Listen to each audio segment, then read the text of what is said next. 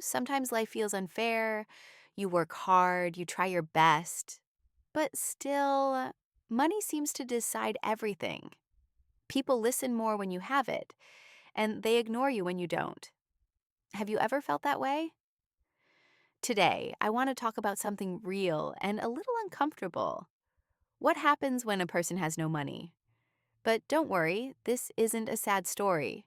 It's a talk about truth, growth, and power.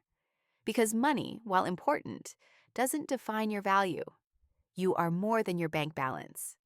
In this episode, we'll explore how money affects your life, confidence, and relationships.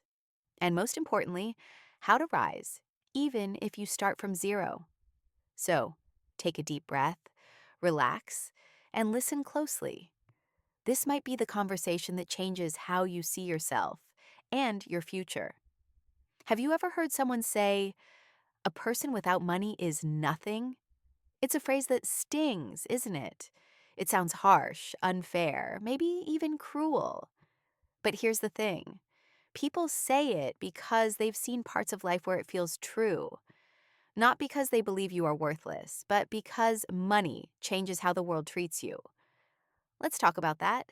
When you walk into a store wearing old clothes, people might look past you. When you walk in with nice shoes and a confident smile, suddenly everyone pays attention. Is that fair? No, but it's real. Society often connects money with success, power, and intelligence. And when you don't have it, people assume you have less of all three. That's not the truth, but it's how the world often works. Let me tell you a small story. A friend of mine once lost his job. He was smart, kind, and full of ideas. But for months, he couldn't find work. He told me people started avoiding him. He said, Emily, it's like I became invisible overnight. That broke my heart. Because his value didn't disappear. Only his paycheck did. But the world treated him differently. So, what does this phrase, a person without money is nothing, really mean? It doesn't mean poor people have no worth. It means society often fails to see their worth. Money, in many ways, acts like a mirror. It reflects how others see you, even if it doesn't show who you truly are. Here's the truth. Most people don't say out loud. Money affects perception, but it doesn't define identity. Having money can open doors, but it doesn't build character. And lacking money can close opportunities, but it doesn't erase your potential. The phrase may sound cruel, but it can be a wake-up call. Not to shame you, but to push you. Because the reality is, money changes how we move through the world. It gives choices, options, and a louder voice. But your true power comes from your mind, your effort, and your ability to learn. If you can grow, adapt, and improve, then money will eventually follow. Think about this. Every successful person started somewhere small. They weren't born with endless money. They started with belief, discipline, and courage. So instead of saying a person without money is nothing, I want you to think a person without belief stays nothing. Because belief is the foundation of growth. Money is just one of the results that comes later. You see, the phrase sounds like a judgment, but it can also be motivation. It reminds us that while money can influence how others see us, we can still shape how we see ourselves. And that's where change begins, in the way you think, speak, and act. So if you've ever felt invisible because of money, remember this. You're not invisible. You're in progress. You're learning, building, and preparing for what's next. The world might not see your value yet, but that doesn't mean it isn't there. Sometimes all it takes is time, persistence, and belief, and your story changes. So next time you hear that phrase, don't feel small. Take it as a challenge. You are not nothing. You are becoming something. And that something, strong, wise, and confident, is worth far more than money itself. Let's be honest. Money matters. It's not everything, but it touches almost every part of our lives. From what we eat, where we live, to how safe we feel, money plays a role. Some people say, Money can't buy happiness. That's true. But have you ever tried being happy when you can't pay your bills? It's not easy. Money doesn't create happiness, but it gives you space to breathe. It gives you freedom. The freedom to make choices. Without money, even small decisions become stressful. You start thinking, can I afford this? Instead of, do I want this? And that slowly eats away at your peace of mind. Imagine waking up one morning and knowing all your bills are paid. You don't owe anyone anything. You have food, shelter, and time to think about what you truly want. That's not luxury. That's freedom. And that's what money really gives us. Freedom to choose, freedom to grow, freedom to live with dignity. Now let's talk about the basics. You need food, a safe place to sleep, and clothes to wear. You need medicine when you're sick, transport to move, and internet to learn. Every one of those things costs money. Even education, which once felt like a right, has become a business. And that's the reality of our modern world. Without money, survival itself becomes a challenge. Think about it this way: money is like oxygen in today's society. You don't notice it when you have enough, but when it's gone, everything feels suffocating. It's not because money is love or happiness, it's because money gives stability. It creates a foundation so you can focus on bigger things: dreams, growth, and peace. But here's where we often get confused. We start believing that money equals worth.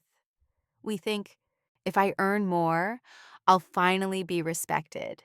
And yes, money does change how people treat you, but it shouldn't change how you treat yourself, because self respect starts long before success arrives. Let me share a small moment from my life. When I first started my career, I struggled a lot.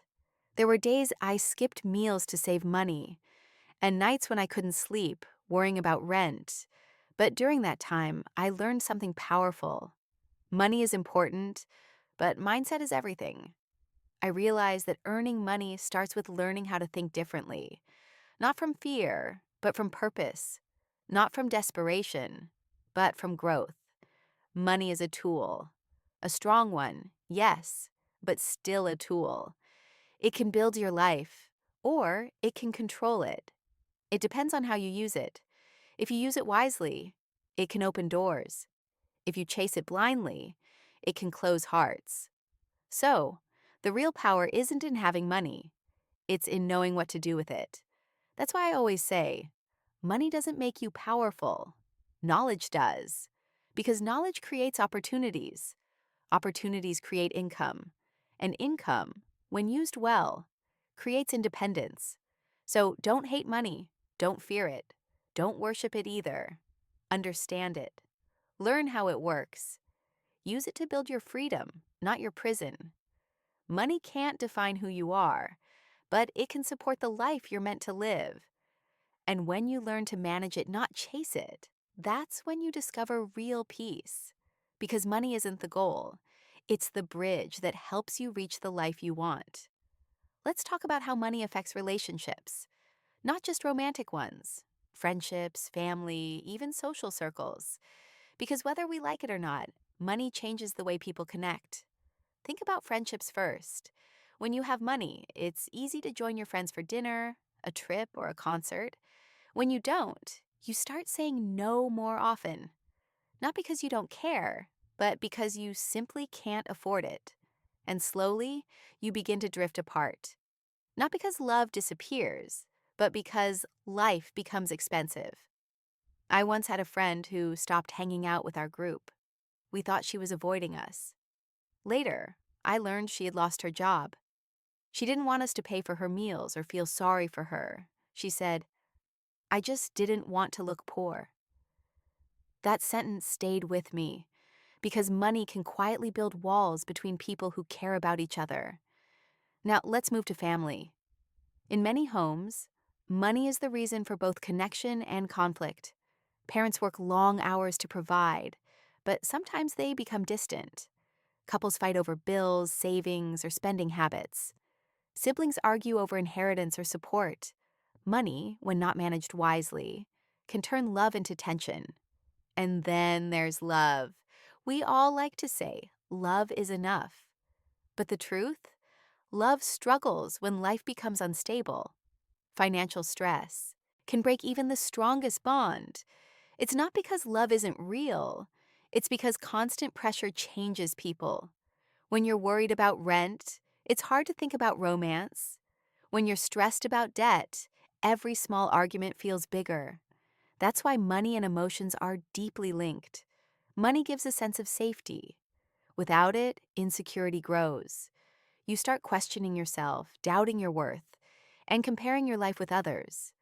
And that comparison steals joy faster than anything else. I once met a couple who fought constantly about money. One day, I asked them what they were really fighting for. The husband said, "I just want to feel respected." The wife said, "I just want to feel safe." That moment taught me something powerful. Sometimes money isn't the real problem. It's what money represents: security, pride, and recognition. But here's the good news: money doesn't have to destroy relationships. It can strengthen them if we learn to talk about it honestly. Open conversations about money can heal trust. Sharing goals instead of hiding struggles builds connection, because vulnerability creates understanding, and understanding builds unity. If you ever feel distance growing between you and someone you care about, ask yourself, is it about love or is it about money? If it's money, remember this: the problem isn't the lack of money, it's the lack of openness. When people stop talking, assumptions grow, and those assumptions can break even the best bonds. So, what can we do? First, replace shame with honesty. It's okay to say, "I can't afford that right now." It's okay to ask for time, for patience, for help. True friends and partners will understand. And if they don't, maybe that says more about them than about you. Second, support others when you can. If you're in a better place financially, help quietly. Not with pity, but with respect. Because real generosity uplifts without humiliating.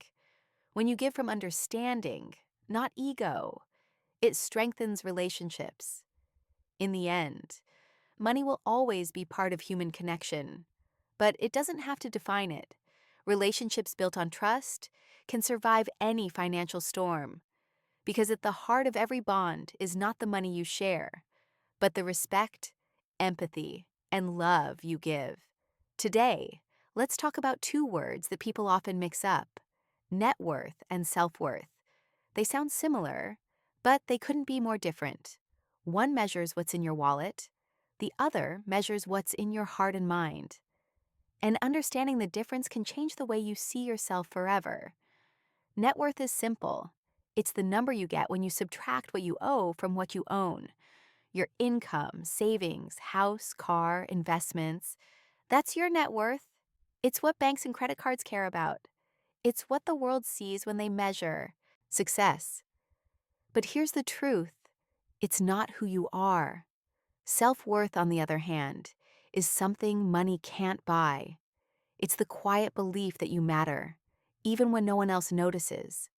It's the voice in your head that says, "I can grow, I can improve, I can begin again." It's built through choices, discipline, and kindness, not cash. Your self worth shows up in how you talk to yourself, how you handle failure, and how you treat others. Let me tell you about a man I once met. He was rich, really rich. Big house, fancy car, designer everything. But when he talked, there was bitterness in his voice. He said, "Everyone respects me, but no one truly loves me." He had high net worth, but low self worth. And it showed. Because you can't buy peace. You can't buy purpose. Those are earned from within. Now think about someone else. A woman I know who doesn't have much. She works hard, helps her community, and always has a smile on her face. She doesn't drive a luxury car, but people trust her. They go to her for advice. Why? Because her self-worth radiates through her actions. She may not have wealth in numbers, but she has wealth in character. You see, net worth can fluctuate. Markets crash, jobs end, economies change. But self worth? That grows with every experience you survive. It becomes stronger each time you rise after a fall. And when you have both, money and confidence, that's when you live in true abundance. The danger today is that we confuse the two. Social media makes it worse. People post cars, vacations, and houses as if that equals happiness. But deep down, many are lonely, anxious, or empty. They look rich, but they don't feel rich because net worth is external. It's what others see. Self worth is internal. It's what only you can feel. Here's something to remember: money can amplify who you already are. If you're kind, money gives you power to do more good. If you're insecure, money gives you new ways to hide it. So before chasing more money, focus on building yourself, because who you are will always shape how you use what you have. There's a saying I love: you can lose everything but not yourself, unless you forget who you are. And that's what self worth protects. It keeps you grounded when life gets unstable. It reminds you that even if you're broke, you're not broken. Even if you're lost, you're not worthless. Your value doesn't depend on numbers, it depends on growth. So, how do we build self worth? By keeping promises to yourself, by learning, even when it's hard, by choosing honesty over convenience, and by believing you deserve better, even when no one else says so. Remember this: net worth helps you live comfortably, but self worth helps you live meaningfully. Money can build your house, but only self worth can make it a home. Together, they create balance, outer, success with inner peace. And that's the kind of wealth no one can take away. Let's talk about something we all crave: respect. Everyone wants to be seen, heard, and valued. But here's the hard truth: in many places, respect is often linked to money, and that connection can shape how people treat you, sometimes unfairly. Picture this: a man walks into a restaurant wearing old clothes and broken shoes. The waiter barely looks at him. Now imagine another man entering the same place. He's dressed in a clean suit, wearing an expensive watch. Suddenly, the waiter smiles, offers the best table, and speaks politely. What changed? Not the man, just the perception. That's how money influences respect in the real world. The same happens with jobs. If you tell someone, "I'm a cleaner," they might nod and move on. But if you say, "I run my own company," their tone changes instantly. They start listening, asking questions, showing interest. It's strange, isn't it? Respect, in many cases, isn't based on character. It's based on status. And it doesn't just happen in public, it happens at home too. In some families, the person who earns the most money has the loudest voice. Their opinions matter more. Meanwhile, someone who contributes less financially may feel ignored or dismissed. It's painful, because love shouldn't be measured by income. Yet for many, that's the unspoken rule. I once met a man who said, "When I lost my job, I didn't just lose money. I lost my place in my family." Those words broke my heart. He wasn't lazy. He wasn't useless. But people stopped listening to him because he didn't earn anymore. It made him feel invisible. And sadly, that happens far too often. So why does money bring respect? Because people associate it with power, intelligence, and stability. Money creates an illusion of control. It makes others believe you know what you're doing. And while that's not always true, it's how society works. We live in a world that values success you can see, not effort you can't. But here's what we need to remember: respect built on money is temporary. Lose the money, and you may lose that respect too. Real respect lasts because it's earned through character, not currency. It's built on kindness, honesty, and consistency. People might admire your wealth, but they'll only respect your integrity. So, how do we build true respect? Start by respecting yourself, even when others don't. Don't let someone's opinion of your wallet shape your opinion of your worth. When you walk with quiet confidence, people notice. When you speak with truth, people listen. And when you stay grounded in who you are, respect follows naturally. Let me tell you something I've learned through experience. You can't control how people see you, but you can control how you show up. You can show up with humility. You can show up with strength. You can show up with the kind of dignity that no one can buy or take away. Because yes, money can open doors, but character keeps them open. Money can make people listen, but wisdom makes them remember you. So if you ever feel disrespected because of your situation, don't let it define you. Use it. Let that feeling become your fuel. Prove through your actions that your worth isn't tied to what's in your bank, but to what's in your heart and how you live your truth.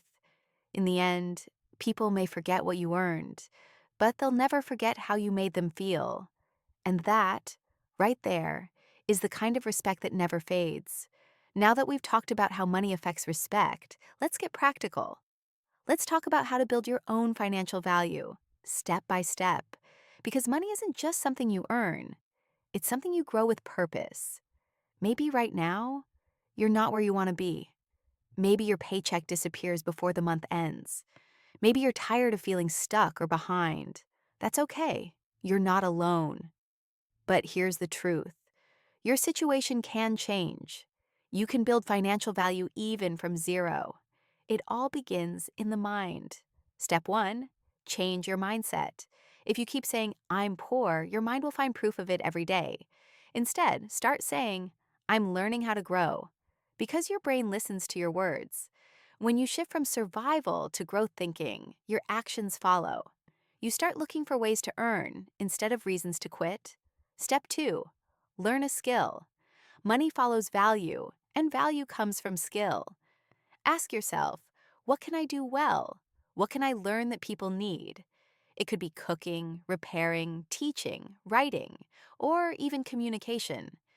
The internet gives you thousands of free lessons. You don't need permission, just consistency. 1 hour a day can change your entire future. Step 3, use your skill to serve others. Start small. Help a neighbor. Take a small freelance job. Sell something online. Don't worry if the pay is small. What matters is building trust and experience. Because when people trust you, opportunities multiply. Every satisfied customer is a bridge to another. Step 4, save something, no matter how small. Even $1 saved is a promise to your future self. It's not about the amount, it's about the habit. When you save, you build discipline. Discipline is what separates dreamers from doers. Create a small emergency fund, even if it takes months. That safety net gives you freedom to take bigger steps later. Step 5, avoid bad spending habits. Sometimes we spend just to look successful. New phones, fancy clothes, parties. But those things fade quickly. Ask yourself before buying, does this help me grow? If not, think twice. Because real success doesn't shout, it builds quietly, brick by brick. Step 6, stay consistent. Growth is not instant. It's like planting seeds. You don't see the tree tomorrow, but one day, you'll have shade. Many people give up too soon. They try for a month, see no result, and quit. But the truth is, success rewards those who keep moving even when it's slow. Even small progress is progress. Let me share a quick story. A man I know started by fixing old phones at home. He had no shop, no big tools, just a table and determination. The first year, he barely made money. The second year, he started getting more clients. Now, 5 years later, he owns a repair store and teaches others the same skill. He didn't wait for luck. He built value, step by step, day by day. And that's how it happens for everyone who stays the course. Money isn't magic, it's momentum. When you move forward, even slowly, doors begin to open. When you keep learning, saving, and showing up, your value increases. And when your value increases, your income follows. So if you're starting from zero, start today. Use what you have, learn what you don't, and keep building. You don't need a perfect plan. You just need direction and discipline. Because financial growth isn't about being lucky or rich. It's about being steady, focused, and patient. And one day, when you look back, you'll realize the small steps you took each day became the foundation of your freedom. Let's be real. Being broke is not just hard, it's dangerous. Not because of shame, but because of what it takes away. When you don't have money, life becomes smaller. Your choices shrink. Your freedom fades. And little by little, it starts to affect how you see yourself. The first thing you lose is freedom. Without money, even simple decisions feel heavy. You can't choose where to go, what to eat, or how to live. You start depending on others, asking for help, waiting for approval. And that can hurt your pride, not because you're weak, but because you want control over your own life. Everyone deserves that kind of independence. Then comes the stress. Financial stress is one of the heaviest kinds. It doesn't let you sleep. It follows you everywhere. You wake up worried. You go to bed worried. Your mind becomes a battlefield between fear and hope. And over time, that stress turns into exhaustion, mental, emotional, even physical. That's why money problems aren't just financial problems. They're health problems too. Without money, opportunities also slip away. You might see a course you want to take but can't afford it. You might find a great job but lack the transport to get there.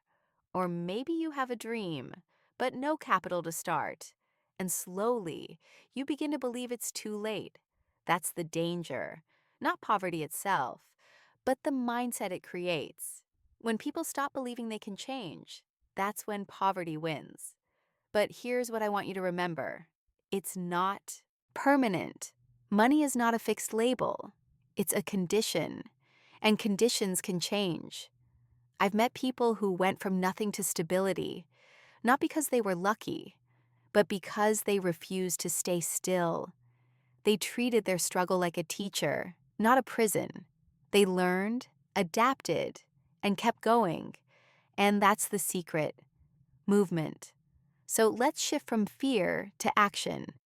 If you're struggling right now, start with awareness. Write down your income and expenses. See exactly where your money goes. Most people don't have a money problem. They have a clarity problem. Awareness gives you control. Next, cut one unnecessary expense. It doesn't have to be big. Maybe coffee, subscriptions, or small luxuries. The goal isn't deprivation, it's discipline. Every time you say no to an impulse, you say yes to your future. That's how habits change, one decision at a time. Then, learn one new thing each day. Listen to a podcast, read a blog, or watch a short video on money or growth. 15 minutes a day can change how you think.